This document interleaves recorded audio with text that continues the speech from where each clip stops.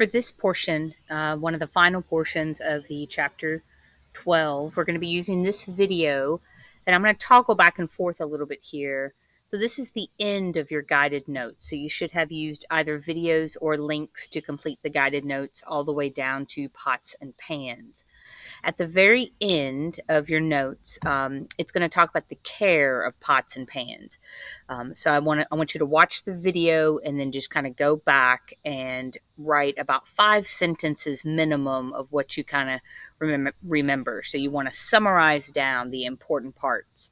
I'm going to use this PowerPoint here, and you are going to be able to have access to this as well. But I just want to cover it really quickly verbally so that you understand what's really important from it. So for pots and pans, as you've been learning, there are lots of different materials, and the way you care for a pot or a pan is different depending on their materials. But one thing that is consistent: always wait for a pot or a pan to cool before you submerge it all the way down in water. When you have metal that has or glass and it's gotten hot, it kind of expands, and when you thrust it into cold, that's how you end up with warping or cracking or breaking. So you can ruin a pan by submerging it into water too quickly. So for aluminum, aluminum is a non-shiny surface. I'll get some of those out in the classroom and show you what those look like visually. You want to hand wash in soapy water, and you want to use a non-abrasive. So abrasive is one of our vocabulary words that we are learning in this particular unit. An abrasive means that it is harsh. It scrubs really well, and not all pots and pans can take that type of abrasive cleaners or tools like the scrubbies. For chrome or stainless steel, same thing. So you usually want to wash it with a mild soap or detergent. You do not use abrasive cleaners. Copper is a beautiful cookware, but it does turn a little green. It oxidizes in with oxygen and with certain food items that are in it. And so to remove that color, that discoloration before you wash it, they do make a special cleaner for that. You can also use like a baking soda and vinegar, and that'll totally make it shiny too. So one of my biggest tips as far as cleaning a skillet or a pan, as you can see in the picture here, you've got some baked on eggs, especially will set up quick.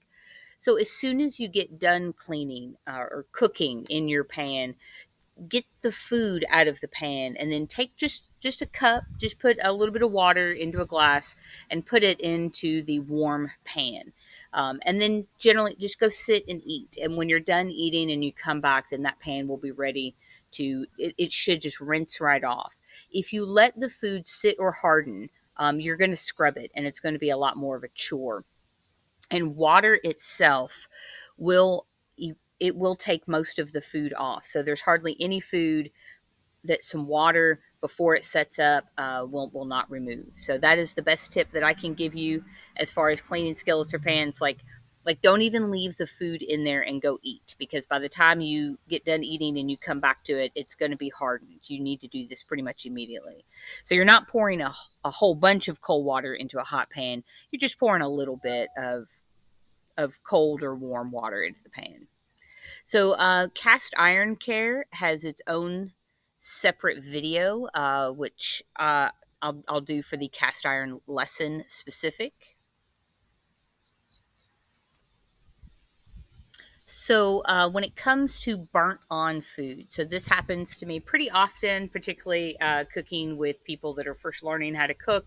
So, if you are not monitoring and managing the heat and the oil, so it's something that's really important as we move forward in this unit. It's all about heat and preheating the pan and using the right amount of oil. And so you can end up with some burnt on food in the bottom of your pan, which can be pretty bad. There's a couple of tips.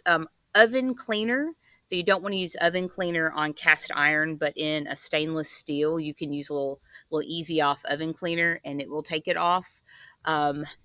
If you put water in a pan and put a dryer sheet in there, you can even kind of let it sit overnight. Again, not with the cast iron and the water, but for non-cast iron pans.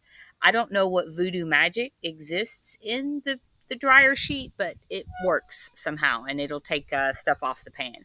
If you have a cast iron and you have completely burnt food on there, then you can actually run cast iron through a low self-cleaning cycle of the oven, and or you can also throw it in a fire, if you have like a bonfire or a campfire, and that will clean it off. You will need to re-season it after that. After that, which there's a whole lesson in this unit separate for cast iron and using it, caring for it, and seasoning it.